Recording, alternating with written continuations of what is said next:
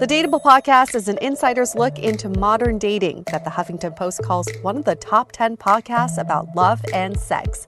On each episode, we'll talk to real daters about everything from sex parties to sex droughts, date fails to diaper fetishes, and first moves to first loves. I'm your host, Yue Xu, former dating coach turned dating sociologist. You'll also hear from my co-host and producer, Julie Krafchick, as we explore this crazy dateable world. Hey friends, welcome to another episode of the Dateable podcast where we dive into what is going on in modern dating and what are the things that we can change to make our experiences better. And one of those that we're diving into today is all about microwave relationships. And guess what? We made up that term, so we get credit, okay? I was going to say, Yue got really excited when this was your brainchild. I will give you credit. You texted me and you're like, I have the best name for today's episode.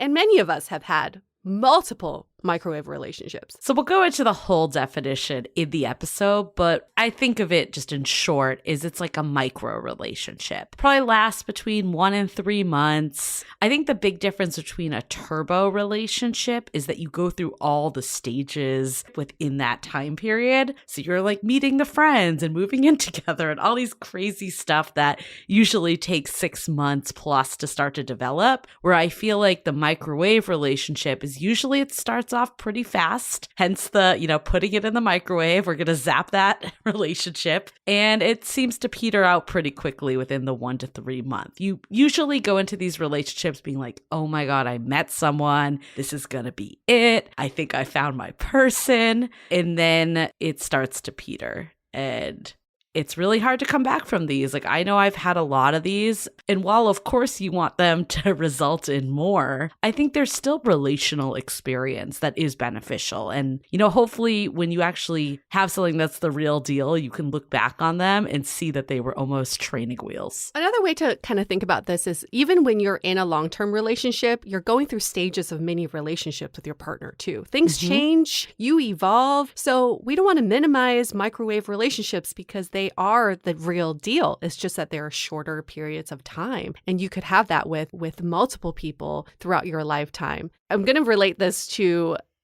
that movie, Marry Me, because I texted you, Julie, about this. I was like, I can't believe I'm confessing to this, but I did watch Marry Me with J-Lo, okay? Oh, right. I was like, did you text me this? I think I maybe just chose to ignore that text. Yes.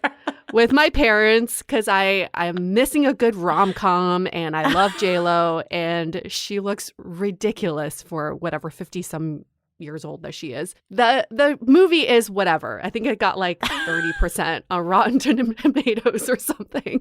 So it's not going to win any Oscars this year? I really hope that one day in our lifetime, J-Lo will be up for an Oscar and it will be for a rom-com, okay? But she has made her entire career out of pop culture, shiny movies, shiny TV shows. She's very good at that. What I really liked about this movie was she plays this pop star in the movie. She plays herself. Okay. And she's about to marry this other pop star who ends up cheating on her. But they were about to get married on live TV. Okay. The premise is ridiculous. So this is the fourth marriage, would be her fourth marriage. And then when she finds out that the man cheated on her, she's on live television and she points to a random guy in the audience and is like, I'm going to marry you. And ends up being Owen Wilson. Okay. So this is ridiculous. I know. We don't need to go any farther into the depth of this movie. But what I like about it is someone asked her, you're getting married for the fourth time. Like, why are you doing this again? Why do you still believe in love? And she basically says, everything will lead me to love. And these are all just stages of love. And she has this great song in the movie called Every Heartbreak Was a Yellow Brick Road. And the lyrics, Julie, I was like, this is really profound. So the lyrics are, and every heartbreak was a yellow brick road, pointing me straight, just taking me home. I was never lost. I was just passing through. I was on my way to you. That is beautiful. profound. And I think that's why microwave relationships can be good. I mean, clearly the heartbreak in Fallout is not always the best when you're in it. But I think if you didn't have much dating experience, for instance, I think they can be good stepping stones. They're like giving you a taste of a relationship, and then it gets you ready for something a bit more serious. Yeah. And I think it's really great to think about it this way. Don't think about it's like time wasted or I met the wrong person at the wrong time. Right. It's not about that. Every relationship you get into is the right person at the right time. Think about it that way. You know what's fascinating that just made me think about this was I feel like rom-coms set us up for microwave relationships because the whole thing is about, this spark, this intense feeling of chemistry. And we go into this on the episode, and we know we've talked to Logan Yuri from Hinge about how she really hates the spark, the passion, hates the spark. And I think a lot of us are looking for a certain feeling. And oftentimes this feeling that is on rom-coms of, I meet this person and there's some obstacle I need to get over, but I'm wild about this person. And then once they finally get together, it cuts to the credits. I feel like if this was to actually play out in real life, it'd probably be a microwave relationship. It would probably last 2 months, if even. And then it would just fizzle out, which is, I don't know, these hot and heavy, I'm always skeptical when they go so fast at the beginning. I feel like I've seen it happen way too often. I do think rom-coms are evolving. They're getting a little bit smarter and more relevant with the times. So in this movie, as cheesy as it was, at one point, there was a very powerful moment in there where a reporter asks her, why did you choose him? And she's like, you know what? For so long, women have been on men's timelines. We're waiting for them. We're waiting for them to propose. We're waiting for them to ask me out. I'm taking that back. I want to be empowered to pick the guy and keep my name and have him earn his keep. And I was like, yes. Yes, exactly. I think La La Land, that movie, I don't know if we describe that as a rom-com. I feel like it's more of a drama, but it's on the edge of both. Kind of, yeah. It's on the edge of both. I loved that movie. And the reason why is the ending of it. It basically was like the life they could have had together and how that wasn't what ended up happening because that wasn't reality. The reality was that he was married to his job, which is, flashback to last week's episode for anyone that missed it. But it's the reality that, even if you have the perfect seemingly love story, like love isn't an Instagram story. Like there's more to it that needs to go into it. And I feel like rom-coms they usually end with the people getting together. They don't usually end with that. Even like life can't be compatible always. And I think that's what people wanted for so long. They want to hear the happy ending and just have it roll into the credits. But then remember that movie, what was it? Marriage Story? No. Marriage. Oh yeah, you know what I'm talking about? Yeah, the one with the guy from Girls. Adam something? Adam Driver. Adam Driver? Yes. And was it Scarlett Johansson in there? I can't remember. Oh my God. I'm going to look this up. You keep talking. I'm going to look this up. But what was it? It was like marriage. It was depressing. Like this is the one that they just could not keep their marriage alive. Yes. Depressing movies about marriage. Let me see. There's been a few. What happens when you Google depressing movies around weddings? What comes up? So many. And I know someone's like listening to this right now. Oh, it's called Marriage Story. Yeah. Adam Driver, Scarlett Johansson, Laura Dern. Okay, you're right. Yes. And I think that movie, why people felt like it was so groundbreaking was because it showed the ugly side of relationships. And it wasn't about just getting together, but kind of like the reality of what happens. So did you like that movie? I think it gave me too much anxiety. I couldn't. So that's what I was going to say. I feel like from a critic perspective, it was groundbreaking for what you just said. I think it was too real for a movie because I feel like I came out of it and there was a lot of times that I'm like, oh my God, this is just depressing. And it's the reality sometimes, but sometimes you do need an escape from the movie. Sometimes you need a little J-Lo getting married for the fourth time. Like there needs to be a little escapism. Yes. Like when it mirrors too much of reality, you kind of are like, why am I even watching this? Because I'm just living this, right? I feel like La La Land had a good balance because they gave you the romance at the beginning, and then they also showed how it was falling apart. And then at the end, they both got what they wanted. He was successful in his career. She had met a more stable partner, and you were kind of bummed they didn't end up together, but you were also kind of happy that they lived this life. And I think there was even a moment of like her in the audience, like locking eyes with him, which like ended the flashback series. So I don't know. I like the realism component, but I think that it could get on the verge of too real too. Yeah. Yeah. Do you remember that movie Closer? With Julia Roberts, Jude Law, Natalie Portman, Clive Owen. It was basically about these couples that were like cheating on each other and like hated each other. Yes. Yeah, I think this was in 2004, and I think that movie was too ahead of its time because people were like, this is too much, too real. But then Marriage Story came in, recently, and I think people want to, I know this is going to sound really crazy, but why we don't have robots that look like humans is because they had this study where they asked people, would you want a robot to look like a human? And people said, no, I don't want something that's supposed to be fantasy to look too much like reality. And I think movies really show that too. It's like people don't want it to be that real. No. But yeah, it does get real after you end a microwave relationship. I think I'm glad that we went into this with Emir, who's our guest today. And, we talked about this in the dating trauma episode, one of our most popular episodes with Janice a few seasons back. And these types of relationships are really brushed under the rug. They're almost seen as insignificant a lot of times because your friends and family be like, well, you guys weren't in a real relationship. Maybe you never defined the relationship. Maybe you didn't even have sex. Like there's so many, like you didn't do this, so it's not real. But it totally undermines the feelings of what happens when you almost get your hopes up that you've met someone amazing and that this life will begin. The credits will roll and it will continue, and then it just stops. Yeah. And unfortunately, I hate that we minimize it, but the fortunate thing is whenever I've been in these microwave relationships, my takeaway is, wow, I can feel that way about someone. Yes. I have the capacity to have these feelings for someone. That's amazing because I can have that again with someone else. As long as you can learn from it and it doesn't keep happening over and over again. And I know for me, I remember this was actually at our event, like that we did a long, long time ago. We did this event in person. So long ago in a past life. And I had this microwave relationship, I would call it. It was probably like a month or so, but I really thought like this was someone I was going to date. And he ended up ghosting me, which is how a lot of microwave relationships end. Sometimes, there'll be some closure that the person says they're just done, but a lot of times it will be also a ghost. And I remember being really upset about this. But when we actually had our event, he was there randomly.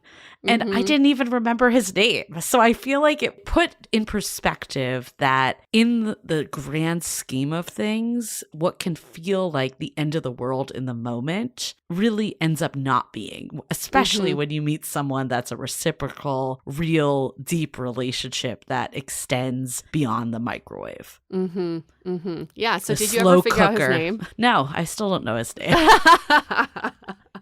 But yeah, that's the point of it, right? Is like, I think we always could put in perspective, okay, in 5 years, when I've met my person, will I even remember this person, I just really hope for us to get an email one of these days and the subject line is like, it's Tim. That would be amazing. That would be amazing. If you remember your name. I remember like where he worked, what he looks like. I have no idea what his name is. No idea. No.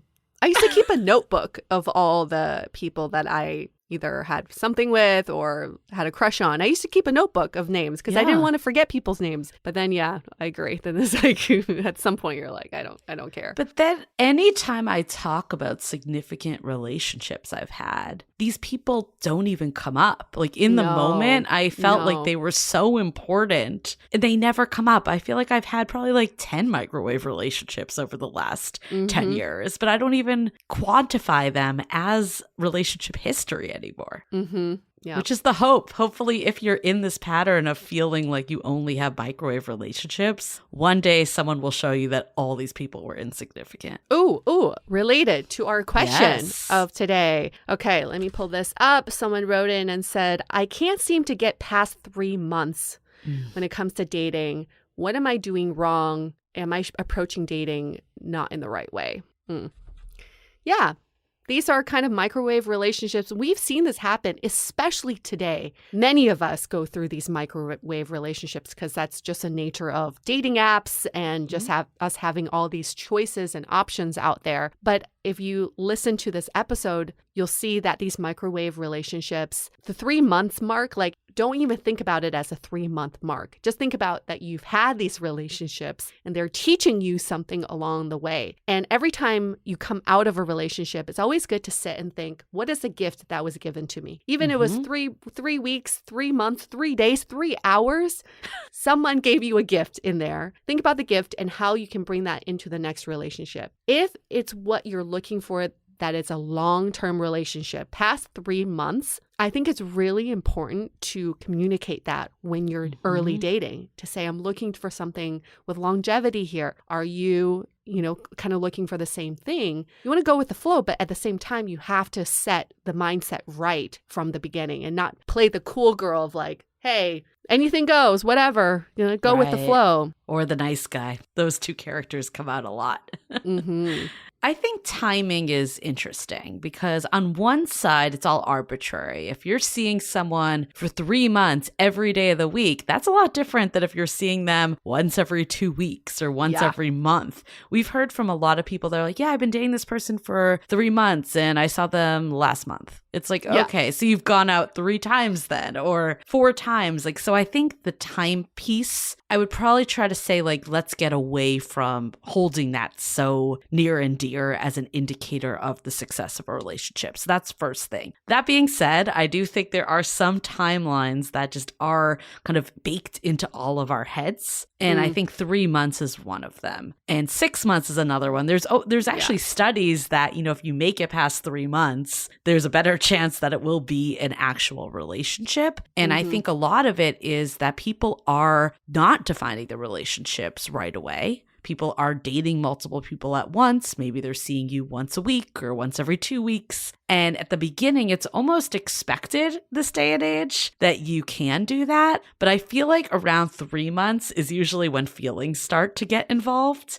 And people start to be like, okay, like, do I want to actually pursue a relationship with this person? Or I'm not actually looking for a relationship and it kind of seems like this person is. And I probably should, be the good person and let them go. So I think there's a reason why this comes up a lot. We hear this question all the time, like, I can't get past 3 months or 3 dates. Like there are these little arbitrary numbers that people make decision factors on. So that's one piece. I would say there's nothing wrong with you at all. I think a lot of daters struggle to get past 3 months. And even 3 dates is an accomplishment this day and age. And I think that the reality is that if you might not get past 3 months with every person you're dating, there might be 1 or 2, but those are going to be the significant relationships that you have. And I think you just haven't met that person yet. There's nothing wrong with you. All of these are stepping stones. The fact that you had a 3-month relationship with someone that you were excited about and that maybe felt like more than past relationships is a good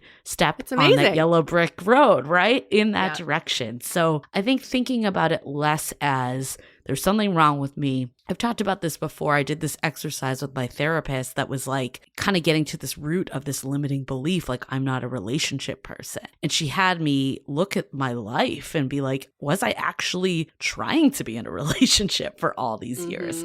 It wasn't that I was actively trying for 20 odd years and I couldn't do it. It was I was moving to a new city. I was focused on my career in that timeline. It's easy to say, oh, there's something wrong with me. I can't make it past 3 months. But how many times have you really even been in that position that it's a pattern? Right. You got this. Cool. You got this. Slow cooker's next. Microwave is just the first pass. It's an evolution of relationships. Right. It's like microwave, stovetop. pressure cooker, slow cooker. Then you're married. Frozen dinners. Well, I think that's a good segue to announcements. Announcements this week, we'll say, share this with a friend. We haven't said that in a bit, but I feel like we've all been in microwave relationships, whether it's to help someone out in their current state or maybe to help them see how far they've come. You know, even if you are in a serious relationship now or you've been able to like get out of this pattern, this can be a good reminder of the progress you've made. Sometimes it's hard to see the progress we're making, especially if we're not at our end goal, but progress is always happening. So share this with a friend, give us a rating and review on Apple Podcasts, 5 stars, please. It really does help us. So thank you in advance. And let's do a few messages from our sponsors. This episode is sponsored by BetterHelp Online Therapy. Relationships take work, especially the most important one you have in your life, your relationship with yourself. A lot of us will drop anything to go help someone we care about. We'll go out of our way to treat other people well. But how often do we give ourselves the same treatment? So this month, BetterHelp Online Therapy wants to remind you that you matter just as much as everyone else does. And therapy is a great way to make sure you show up for yourself. For me, therapy has been an eye-opening experience because I didn't realize how much I needed the support and tools to process my feelings. BetterHelp is online therapy that offers video, phone, and even live chat sessions with your therapist. So you don't have to see anyone on camera if you don't want to. It's much more affordable than in-person therapy, and you can be matched with a therapist in under 48 hours. Give it a try and see why over 2 million people have used BetterHelp Online Therapy. This podcast is sponsored by BetterHelp, and Dateable listeners get 10% off their first month at betterhelp.com/dateable. That's BetterHelp.com/DATEABLE. Okay, let's hear it from Emir about microwave relationships.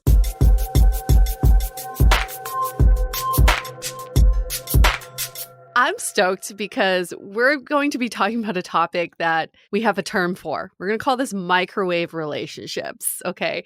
And what are microwave relationships? Do you like that, Emir? Yeah, I did. It describes it so well, right? Great. They're short mini relationships that are short but intense, and they kind of leave with long-lasting effects. So kind of like a microwave, it's intense for however many minutes you put in there, things get heated up, and then once you take it out of the microwave, it's still hot, right? So it's not like it's over. And then it cools down real fast. Then it cools down, yes. And maybe it tastes a little different than putting in the oven for 2 hours, but it still does the job and it still leaves an impression. Yes. I'm liking this term more and more.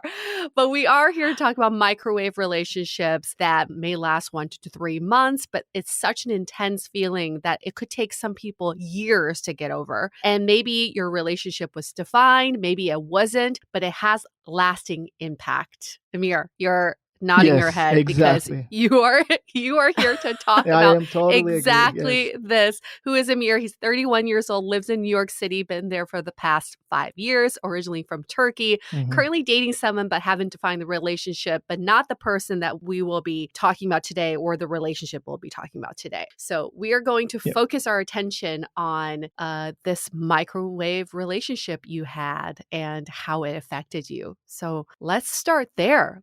Tell us about the story. How did you first meet her? Dating apps.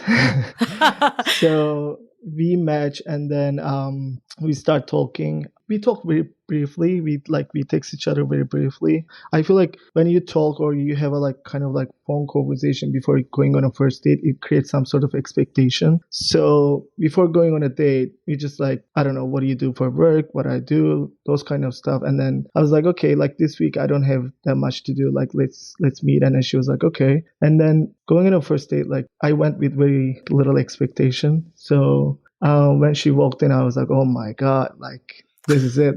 I was really mind blown. So when I saw her, I was like, oh my God. And then this is the one thing that you're attracted to person, right? And then when we start talking, I was just there's a chemistry. We kind of like similar things. She was an artist. Her painting was amazing. I'm architect. So kind of the same thing, what we do for our job. The other thing is that she really valued the family. So like I feel like it's really important for me too. So like the first date I was like, oh my God, like I think I find the one. So like I was After the first date. after the first date, I was like pretty sure. Like I was like, oh my God, this might be the one. So I will just put my time and try to make it work. So it sounds like on the app you were definitely attracted, but maybe not to the level that when she walked through the door. But when she walked through the door, is pretty instant for you. Yes. How did things progress after this date? Did you feel like she felt the same chemistry you felt? Yeah, I think so, because like after she went back home, she texted me. She was like, how great time she had, and then she wanted to see me again. That's what she said. The next day we didn't meet. We just texted each other, and then we set up another date for the next day, following day. Okay. Yeah, going on a second date, I think I made a mistake because like I said like let's go to like drive-in theater. I feel like that's a mistake because you don't really make a connection when you're watching a movie. Yeah, that was kind of a waste. And then after, still was like pretty okay. I think like another, like we didn't see each other the next day, but like after the following day, she was like, why don't you come to my place? I will cook for you. So like every other day you guys were seeing each other the first week. Like I think in 1 week, like we saw each other like 4 or 5 times kind of. Wow. One time, like it was, I think Mother's Day, I was talking to my mom and I kind of like mentioned about her. I was like, Mommy, like I think I find someone.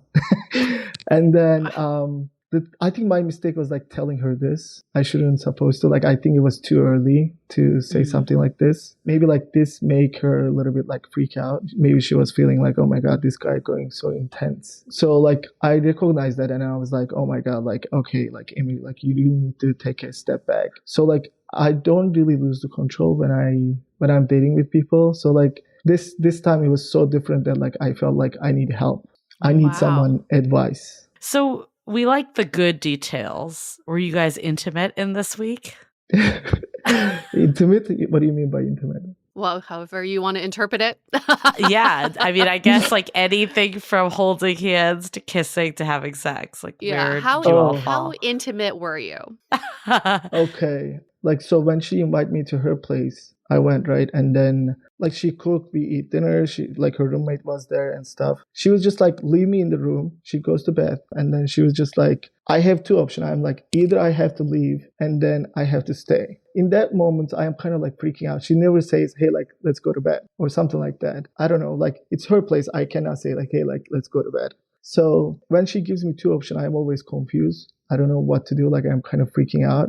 The first time this happened, I was just like, okay, I should leave. Get into my car. I start driving. Middle of the road, I was like, oh my God, like she gave me an option to sleep with her. What I am doing this. So I drive back and then I went back to like her place. And then that night we slept together, but like we did not have sex. We just kiss, hug, and that's it. The feeling that I have like too strong that like those things was kind of enough. I was just like, yeah. Okay. So you were just feeling lucky to even kiss. Yeah. Was that your first kiss? Was in bed? No, I had relationship before. Oh, no. Yeah, with her. Was that your first kiss with her in bed? I think first date we kissed. The first date. I think so. Okay. Yeah. First date we kissed. Yeah. And then in the bed we were just like hugging, cuddling, and then just sleeping together. And then, so like I started to freak out. I was like, I need help. That's the time that I talked to one therapist. She did not give me great advice. One of the advice she told me that date with other people. Don't have one option. That's the one thing that she said. Like, don't put all your eggs in one basket. Yeah. The other thing, at that time, like I stopped seeing her. Like I'm getting too intense that I'm freaking out. Like I deleted everything. So like I was like, okay, like I need to clear my mind. I need to move on. That was the kind of like my mindset. But like talking to therapists also tell me that like she has interest on you. So like you should keep moving with this girl. Maybe it's going to turn out to be a great relationship. Okay. Before we get into that. Okay. So you're dating, you're seeing each other 4 to 5 times a week. When did things take a turn that didn't keep happening? Like after 2 weeks, kind of like it started to like kind of fade away.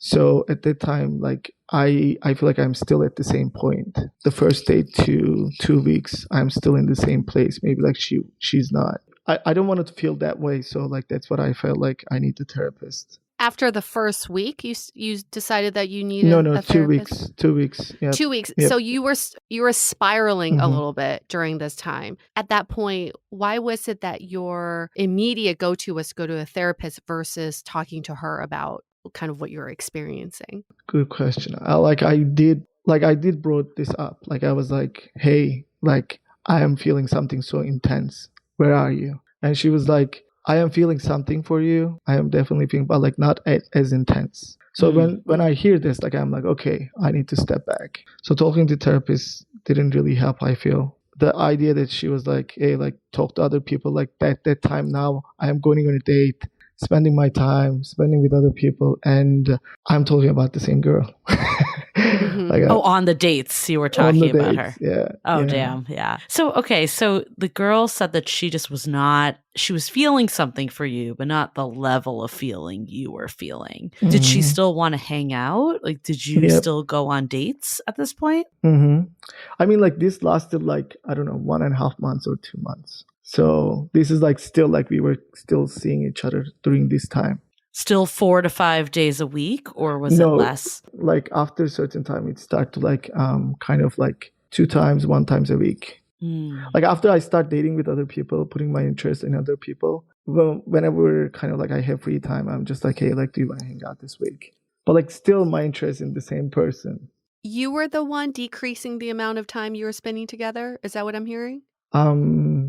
I am not sure about that. Like I don't think I was the one. I feel like she might be the one that like decreasing the time. It might be both of us then. Like start to seeing each other less. I don't know. Well, it sounds like maybe you were reacting to her like lesser interest by then pulling back also, which, you know, if both people start doing that, then that can explain why you start to see each other less and less. Yeah, like and also like, what do you guys feel like when somebody tells you like, hey, like I am feeling something for you, but like not at the same level? What would you do in that situation? Yeah, fair. I think I would feel defeated and probably not try as hard because Yes, I can't right? believe that my intensity is not met with their intensity. Yes. So I totally, Yes. I can feel what you were feeling at that moment. So you said this lasted about a month and a half. How did it end? How did it end?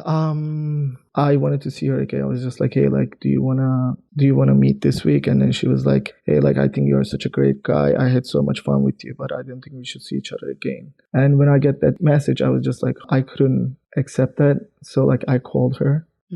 Like I wanted to talk. So the first question I asked, I was like, how did you come to this point? What is the reason you came to that point? And she was just like, whatever you are feeling, I'm kind of like not at that level. And then it was like a very short phone call.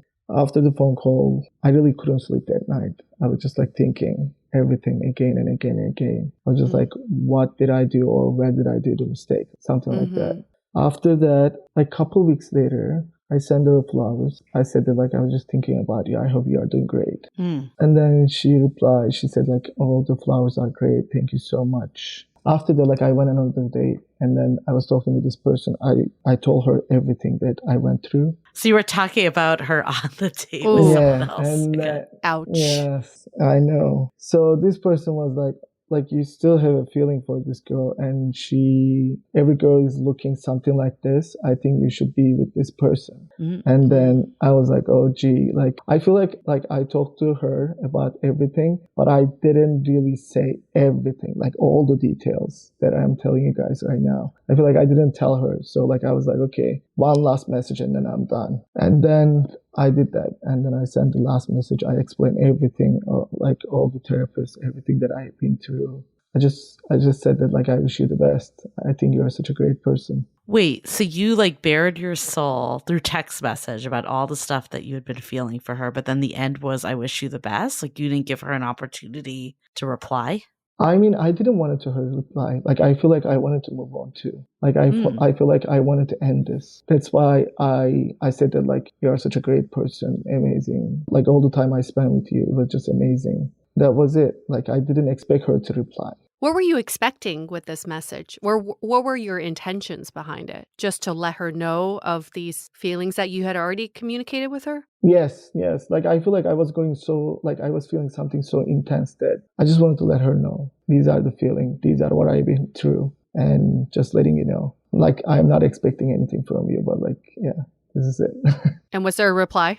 No. And Oof. then she didn't reply. Well, I'm assuming there was some goal of closure for you by sending that in a way. Yeah, like, I wanted to really finish everything. I feel like if I didn't let her know, it will be always in my head like some sort of question. You could say everything that you felt like you've been through, but like you didn't do that. That's the biggest reason why I did that. And was that the last time you communicated with her? Yep. Mm-hmm. Wow, big sigh. How long ago is this at this point? Like, how many months have now passed? I think it's now like 6 months. Okay. So first couple months, I was trying to still find an answer, like what I did that caused this. So that was my intention going on a date. Now, like, it's totally different. Now, if I go on a date, it's like I'm just looking for the same feeling. That's what it changed in my perspective. So you're looking for the same feeling you had with her. Same feeling, yes. I was so sure about everything. I don't think I was ever felt that way. And what was your like relationship experience before this? Like, had you had a lot of relationships or dated a lot, or was this very new? I mean, dated a lot, yes. And then also, like, I had like 4 years relationship. Okay. And it was not this intense. Nope. No, never ever. Interesting. Because sometimes it's just like there's no experience, right? But it sounds like that isn't the case here. Yes. It's your first time feeling this intensity in a relationship, and it just felt like everything was so right. Like, she is the one. That was the first time you ever felt something like that. Yep. Okay. Yep. Okay. So for a few months after, you weren't feeling great, still trying to chase that intensity. And then what shifted your mindset and experience into now being in a new relationship? It's just so tiring. You can't keep going on a date and talking about someone else. I know that that's not right. At that time, I really wanted to find an answer so I can really move on. It wasn't really a relationship. So like, that's the thing. Like, I felt like if I spent, I don't know, a year or something, it will take me such a long time to like kind of move on. So when you wrote into us, you shared that it was hard to date because you just were constantly comparing her to everyone else. How did you kind of move forward with this, with the current person you're dating? Like, how did you stop comparing her to everyone? How did I stop? Or do you still do that? Like, I think sometimes, yes. Sometimes, like, I'm just imagining maybe if this was her, maybe like it wouldn't be much better. Sometimes I think about that. So she came back into your life now and said, I thought about things. I think I'm ready to give this another. Do you I'm sure you replay the scenario in your head all the time. I do. What would you do? Would you just drop everything for her again? I don't know. I don't know. I mean, that doesn't seem right. There is a lot of time passed. And when something doesn't work, it's not going to work. Like, if you give it a second chance, like, I don't think it's going to work. So, but in my head, like, if I see her again, I will definitely take a chance to talk to her and see what happens. Do you think she's somehow getting in the way of you defining the relationship with the current person you're seeing? Maybe, yes. It might be. In what way? Yeah. Like, I feel like I am really comparing it. That was a like so intense feeling that, like, I don't know, like every time I spend with another person, I'm kind of comparing. Is it the same feeling? That's the thing. In that way, like, I'm really comparing with like most of the people that I see with. How long have you been in this current one? I feel like 2 weeks or something. Okay, so pretty new. This is very new. Pretty new, yeah. Well, I don't want to completely dissect your situation, but it does sound like there's still a heaviness to what you're experiencing, and you haven't fully let go, which that's not a secret. But maybe we can talk more generally about why these microwave relationships can leave such a lasting impact and why it's so hard to move from them. And sometimes in your situation, I would love to hear from you, Emir. Is it her, or is it just the timing or the serendipity of you two being brought together? Like, is it specifically about her, or is it about the two of you together? I think it's about her. Really? I think so. Before I met her, like, I've been like many dates. I have never ever felt that that way with like any person that just walk into the room with. So it was definitely her. I mean, I can just speak to my own experience. Obviously, every experience is slightly different, but we've all been in these microwave relationships, and I feel like they always start off really hot and fast. So what you said about seeing each other the 4 to 5 times a week,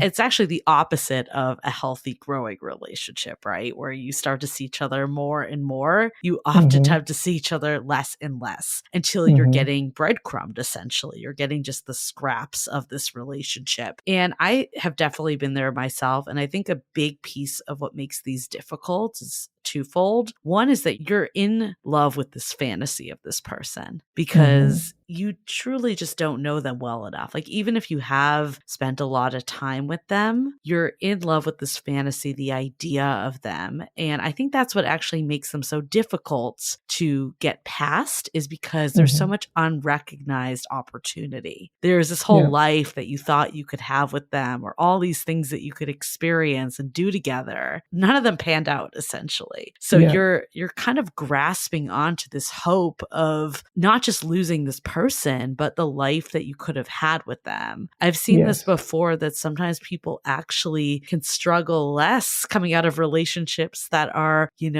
2, 3, 4, 5 plus years. 10 years. Yeah, exactly. Because they kind of have mentally decompressed already from it. And they've also seen it out, and they say, okay, this isn't the right fit for me because of X, Y, and Z. Where these microwave relationships, we're just imagining that it's going to be the way we thought it would be. And we don't feel like we don't feel like we actually got to see it out. It's almost like you kept using really interesting language of like, what did I do wrong? Instead of just this wasn't the right fit. And I think with these types of relationships, a lot of times, because there's so much that's left unanswered, because we weren't in a real relationship with this person, there was no real communication. So it's all in your mind. You're basically having like a one-way relationship, and that turns into self-blame. Yes, I totally agree with that.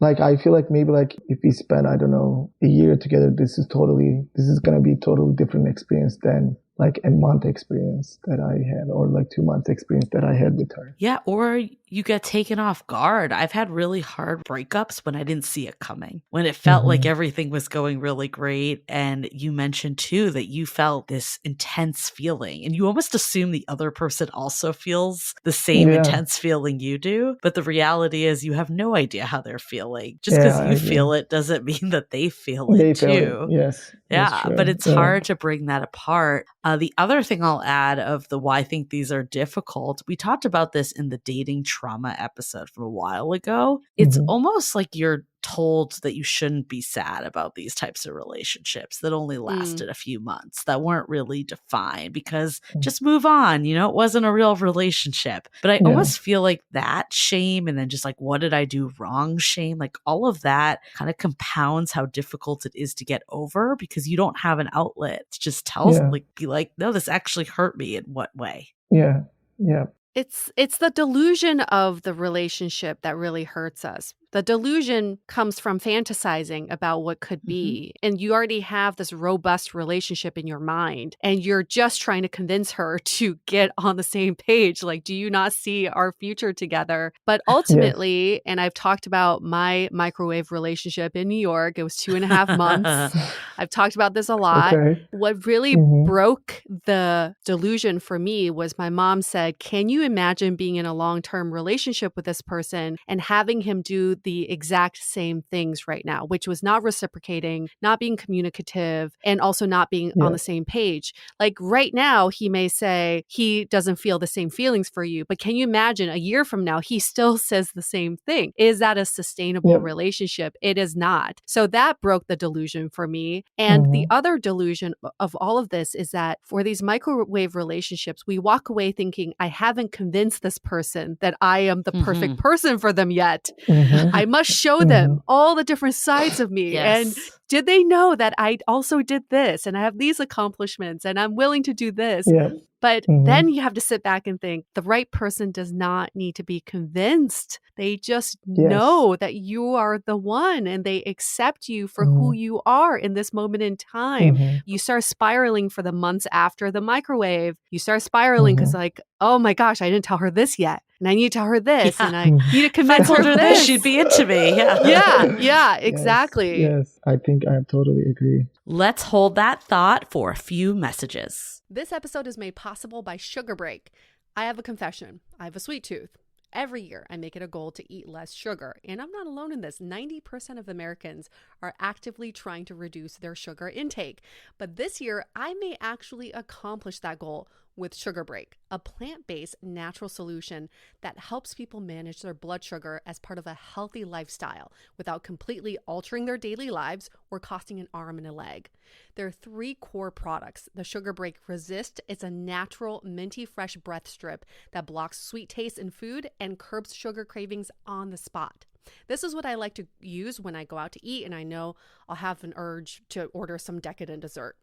Sugar Break Stabilize is a pre-meal capsule made with white mulberry leaf, a powerful plant ingredient that helps block carb and sugar absorption. I found this especially handy before heavy meals.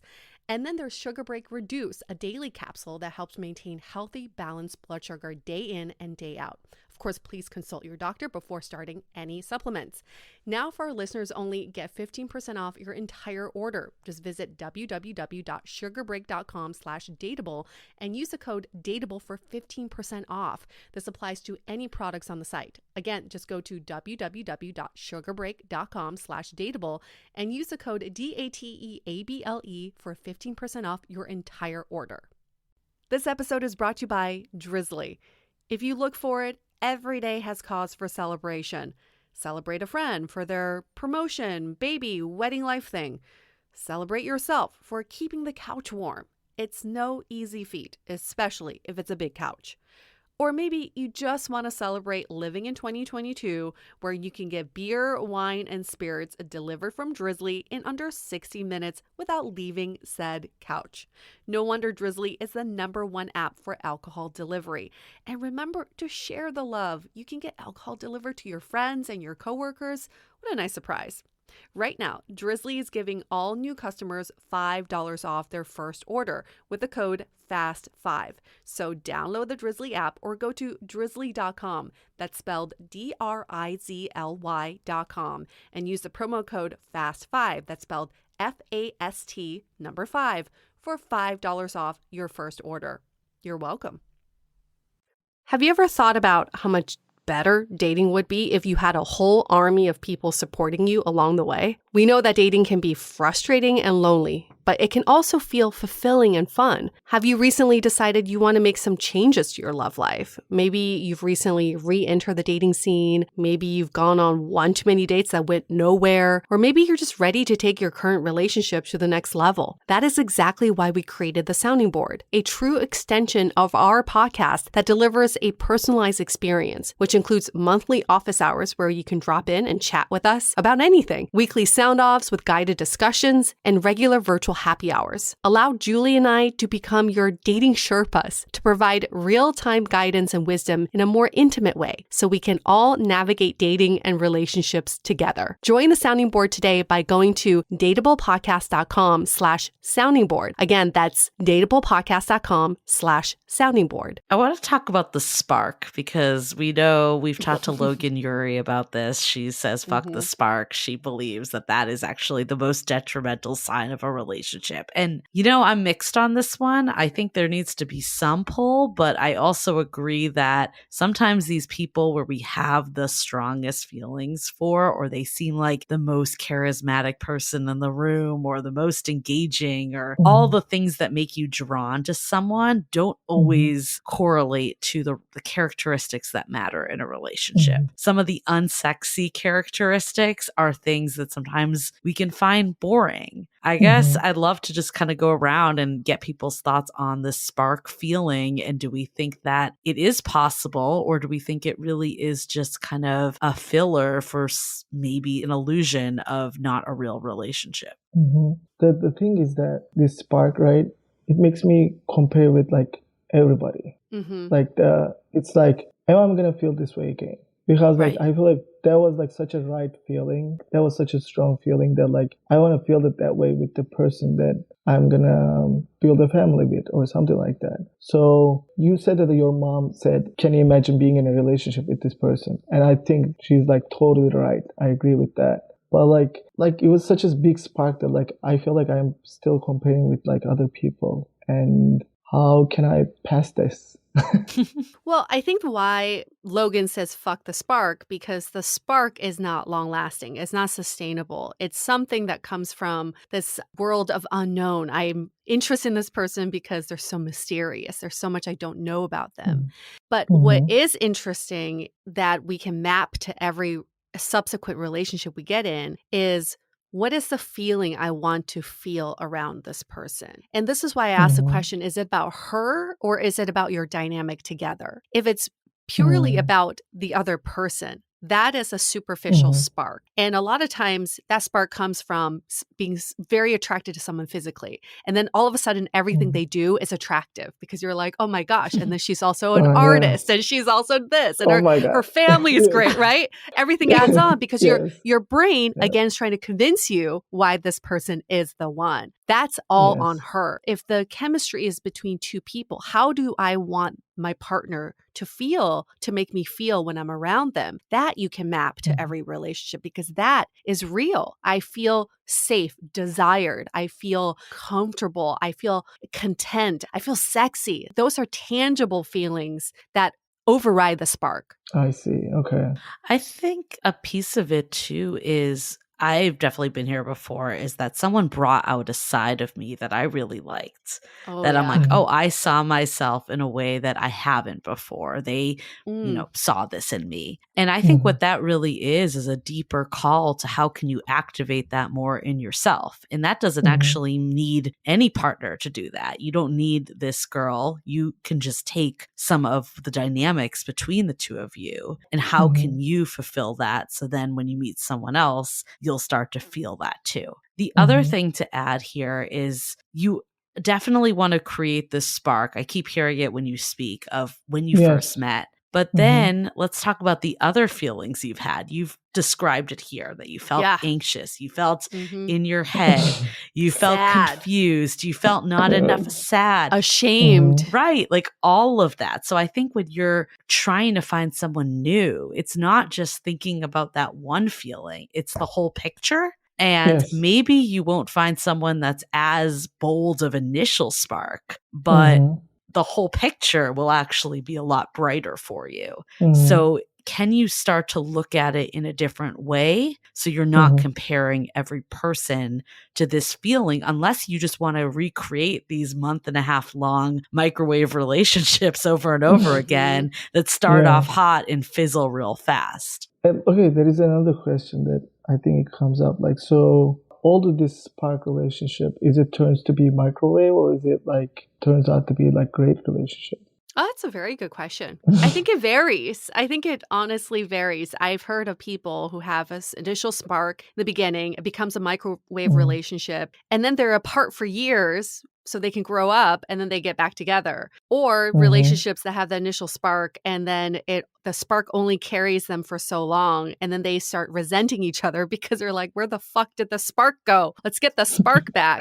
So I think the spark is like the third character in this relationship that doesn't deserve to be in this threesome. We don't need to put all of our energy on this spark when the energy should be around you and this other person. The spark is just a third character. Get rid of it. It does not need to be a star in your movie at all. I see. Yeah. Yeah, I think that's where I'm mixed on the spark because I do think there needs to be some like oomph and connection, right? Yes, like going on a first date, like seeing someone that you are really attractive and you're just like, oh my God, this might be the one. Like I feel like after her, like I dated the girls that like they were so much beautiful than her, but like still nothing that feeling again. I think this feeling of they might be the one on date one, we have to expectation check on that. The Sure. reality is we just don't know if they're going to be the one. Yeah. All we should be thinking about on date one is, do I enjoy being in this person's presence? Am I having fun? Do they make me feel good about myself? Do I want to see them again? That's all we need to think about. So by projecting the future is just too much pressure for anyone. With the spark, I definitely think people that like have a spark can continue to have a healthy relationship, but it can't be just the spark, and there can't be the spark and then a zillion anxious feelings following the spark. So I think it's less about the spark and more about just the total picture of how you feel with them. And we've also seen people like, you know, that like each other enough, want to date, go on another date, and then that spark continues to grow over time. And I would say for you, Emir, why cut yourself off? Like, let yourself be open to either form. I would really just go into each date of, do I want to see this person again? And go from there. And less about, is there this spark? And is this person the one? Are they like the other person? And just take it for what it really is. Yeah, I think so. Like, I think like your comment was really helpful. Like, I should definitely don't look for a spark. I should also think about the other things, that am I happy with this person, or like the time that I spent. It was just like really great. I feel like it's really hard when you've felt that feeling. It's much easier said than done. It's like very hard to snap out of it and say, forget the spark. I'm just going to go by, you know, more sustainable feelings from now. Nobody's that pragmatic. But I think what this creates an opportunity is for you to go on these dates and ask the date, what are your opinions about the spark? Collect some data, do some research, like listen to what other people think. Because on these dates, we're so afraid to bring up these sort of conversations. We have the date review questions, and then we don't get to know each other better. Maybe just by even asking this question, it will create a spark, because it is such a different way of approaching a date. Yeah. But don't talk about your past spark on the date. Yeah. Leave that off. Let's leave. Please. Well, like, sometimes it comes to that. Like, they were like, hey, like, what is your best date and stuff. So like when they ask, that's what I talk about. Like, I talk about the spark, and when I talk about it, I give too much detail too, and I shouldn't. But you can choose how to answer that question with anything on a date. You can choose what your best date could be. It could be an activity you did if you don't want to get into the nitty gritty details of a past connection with someone else. You know, it could be like, what's a great date? What I'm having right now with you. Like, you don't need to go into the whole past. I think the past should really be avoided, especially on date one. I think down the line, you can definitely bring up the past to help as a way to get to know someone and where they came from and who they are. But on the first date, the worst thing to be on a date is to hear about someone else's past dates. Can I ask another question? Like, okay, when you talk about the past, isn't it tells you like what kind of person they are in the relationship? Not in that detail. Not in that detail. I don't think it needs to be that detailed. I think your past can be summed up as, I was in a short-term microwave relationship. And they'll be like, ooh, what's a microwave relationship? And then you could tell them and you'll sound really cool because you have a new term. That was really intense, and it helped me learn that I can have really deep feelings for someone. You know? Like something like that. I don't think you need to go into detail of like, oh, we hung out a lot the first week and then it died. Like, nobody needs to know all of that. And also, that doesn't give me any information about who you are. Oh, okay. No, I would definitely not be thinking like, oh, Emir would make a great boyfriend because he's talking about some other girl he's been with. I would be like, he's not over his ex, is what I'd be thinking. Yeah, that's major red flags. I would have been like, check, please. Yes. So, okay, that's a good segue then. So coming out of this, now that we're having this conversation, what do you think you did learn from this microwave relationship? What I learned? Really, I don't have the answer. I think what I learned is, I feel like there should be definitely chemistry. That's the one thing that I feel like it will work. Like, there should be like similar interests, if I will say. And then I feel like the other thing will be like maybe like the things that they value. Other than else, what I learned, I feel like also like don't give up too easy. Like if you're feeling something super strong, just keep it yourself. Don't be like open book. Like, this was hurtful because like I was so open. That's interesting. Well, Yeah, those weren't the takeaways that I would have Mhm. gotten from your Okay. story, Mhm. simply because I feel like what I learned from your story is that you can't convince someone to like you back or feel the same intensity. So that's already information about that person really early on. Yep. I feel like I would learn to be an open book, especially in the beginning stages, because that gives them information and how they react gives you information. And if I find out the person I feel so intensely about does not feel the same way about me, then I know we're not on the same page. I'm not going to waste my effort trying to Oh. convince that person. There's no Yeah. point in that. When I was in my microwave relationship, I just kept thinking, if I hold back for one more day, then I get to spend one more day with him. Everything was worth Mhm. that one more day with this person. Mhm. But when I look Mhm. back, I could have cut that off in the first month and had a whole month and a half to myself, working on myself, than trying to figure out if I can get this person on the same page. That is time and energy Mhm. wasted. So Mhm. I almost feel like I have the opposite takeaways from your story.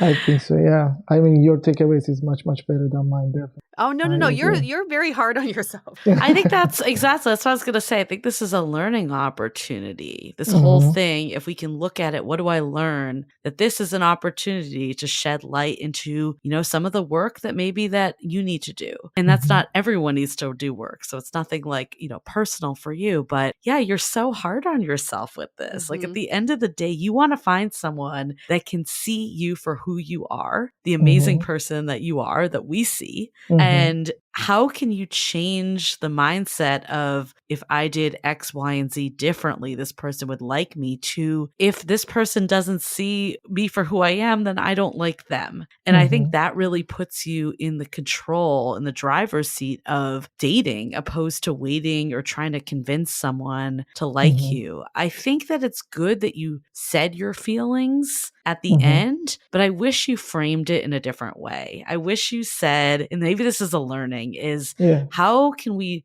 texting does not mean that we're communicating. Yes. I think sometimes, especially when it comes to matters of the heart, texting Mhm. is the worst method of communication. I think so. And I think also it's like why am I sending this message at the end of the day? I mean, honestly, I'm thinking about like what I would do if I got this like huge message of how much this person liked me and how Mhm. much feelings they had for me. And then at the Mhm. end was like best of luck and not really giving you an opportunity to even Mhm. have that conversation. Like you could have got the same closure by reaching out to them and saying like, hey, I've been thinking about this a lot. There's a lot of things that I wish I said to you. Would you Mhm. be open to doing a phone call or meeting for coffee? And then Mhm. having that as a heartfelt conversation. Mhm. And if they don't respond, they don't respond. You get the same closure than if you dump all that out and give them Mhm. no exit anyways. But I think we need Yeah. to really think about like, why are we communicating at the end of the day? So I think my Mhm. biggest takeaway is like, how can we start to do things with intention? Mhm. And how can we use micro relationships to teach us for the future so we don't keep getting into microwave relationships? How can we, it could be micro relationships too. That also works. Doesn't sound as good. It's like, no, Yeah. it's like, how can we learn the most important thing with dating, in my Mhm. opinion, is learning. Yes, I It's agree. so Yeah. with every experience, even if it's not a good experience, I look at it as a win if you can learn something from it. Yes. If you don't get into another situation and the same exact thing happens Mhm. again, that's when it becomes insanity, when you repeat the same thing over and over again. Mhm. As long as you're learning and growing and each relationship is building on one another to get you Mhm. closer to ultimately what you desire, which is a reciprocal partnership for most of us. We don't want these one-sided situationships at the end of the day. So I think micro relationships are good in the sense that they're giving us some relationship experience still. Still better to be out there than to not be doing anything. But how can we learn from them and not get into a cycle of microwave relationships? And the other takeaway I had too is we got to stop viewing someone not reciprocating feelings as rejection. And rejection makes it personal. It makes it feel like you did something wrong. You did nothing wrong in this case. All you did was communicate to someone that you had feelings for them. And if they can't meet that, then they're not the right person for you. And I don't want you to walk away from this saying that you need to hold back and you need to not be authentic in how you feel. I think the right person will see that and eventually be okay with that. Maybe you could say like, I'll pace relationships a little better, that I am not, putting all my stock in the relationship from day one and letting it grow a bit more organically. That's a way you could pace yourself, but not hold back. I'd rather take chances than not take any chances, because I think when you take chances, inevitably something is going to stick.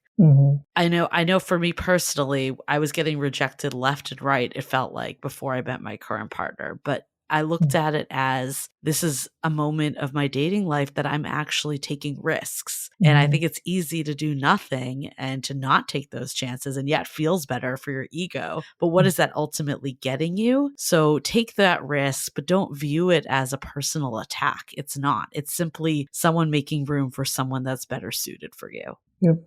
Like, I feel like when you ask me that question, hey, like, what did you learn about this relationship? I feel like I never ever look at it that way. Now, like, I think about it, I'm like, oh my God, yes. Like, I should definitely, what I learn and things like that, I should definitely look at it that way, that I can focus on, I don't know, my next relationship, like, in a different way. Yeah.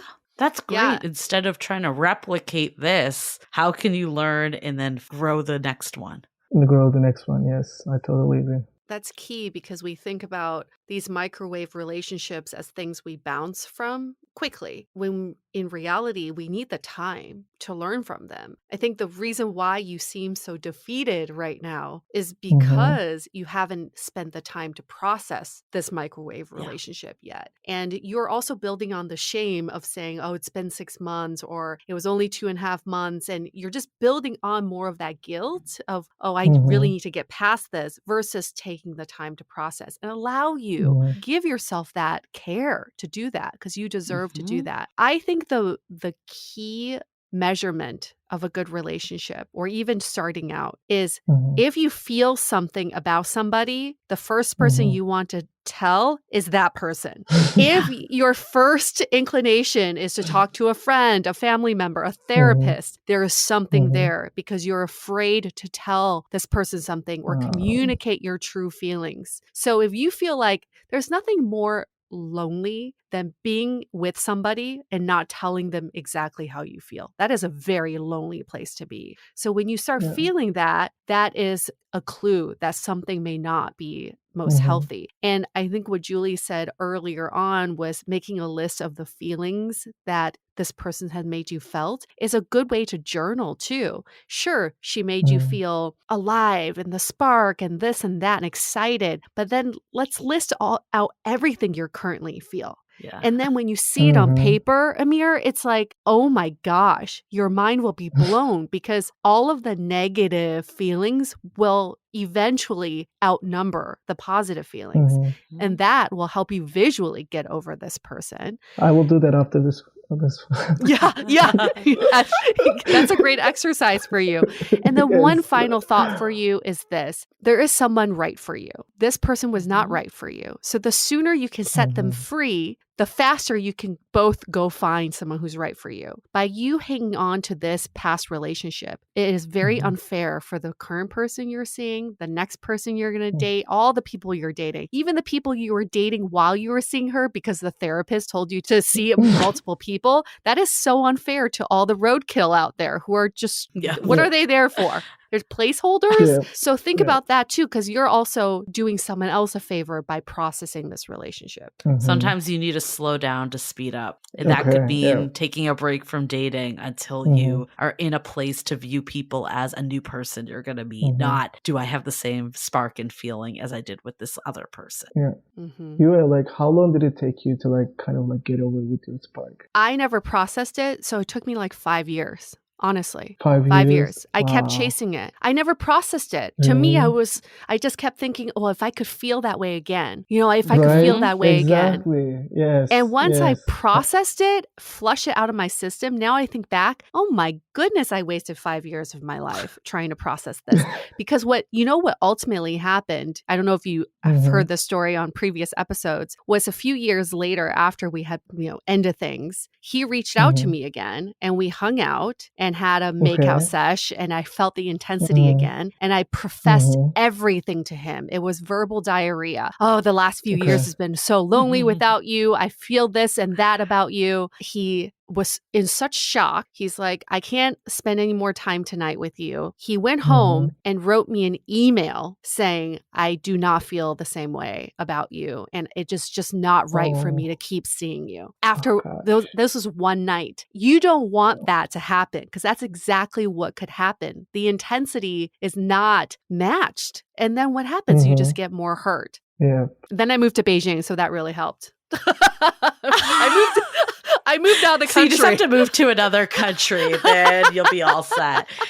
I think, though, this is why we wanted to have this topic, though, is that we've all been there, whether you're in it now or you've had it in the past. And I think if you've had it in the past, when you're actually in a reciprocal relationship, you can see how much time you wasted with someone that, quite frankly, is insignificant. But when you're in the thick of it, it is hard to get through it. So like Yue said, the sooner you can see it for what it is and not hold other people to the same standard, because why would you want to recreate this? And having that outlook, the sooner it would set you free to find someone that matches your energy. Well, thank you so much for getting vulnerable with us, getting real. I mean, so many people are probably nodding their head listening to this right now because they probably are like, this is exactly what I'm going through. Hope you do that journal exercise and get a little bit more clarity around this. I will do it tonight. I will just write everything down and see what happens. Go journal away. Yep. Oh, thank you so much for coming on our show. Really appreciate the open conversation. And for all of our listeners, this is why we created the podcast in the first place, was to create a safe forum for us to discuss these, what I don't know, society thinks is just like nothing. The society kind of minimizes these short-term microwave relationships as hookups or situationships when they could ultimately really impact your adult dating life and the quality of your dating life. So I'm glad that we can have this discussion. And for anybody who wants to share their journey, this is the forum to do it. And we want to provide that safe environment for you all to share. And another great environment to share is Apple Podcasts. If you can share 5-star reviews about us and maybe a little note about why you love us, that is also great feedback for us. And it does help us give you better content, book better sponsors, book better guests. All of it just keeps helping us improve our content. And with that said, we're going to wrap up this episode. Stay dateable. The Dateable Podcast is part of the Frolic Podcast Network. Find more podcasts you'll love at frolic.media/podcasts. Want to continue the conversation? First, follow us on Instagram, Facebook, and Twitter with the handle @DateablePodcast. Tag us in any post with the hashtag StayDateable, and trust us, we look at all of those posts. Then head over to our website, dateablepodcast.com. There you'll find all the episodes as well as articles, videos, and our coaching service with vetted industry experts. You can also find our premium Why series, where we dissect, analyze, and offer solutions to some of the most common dating conundrums. We're also downloadable for free on Spotify, Apple Podcasts, Google Play, Overcast, Stitcher Radio, and other podcast platforms. Your feedback is valuable to us, so don't forget to leave us a review. And most importantly, remember to stay dateable.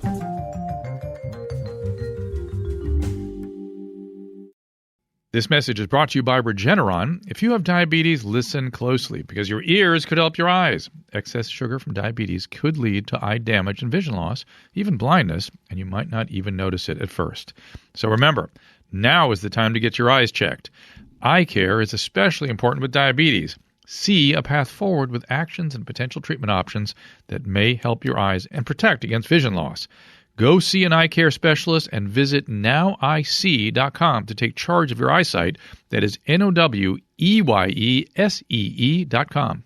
Enter the Marvel Universe of Superheroes. More than 80 years of Marvel history told in the biggest Marvel exhibition ever. Come on in. You may just find a hero within yourself. Now open at COSI. For details, visit COSI.org.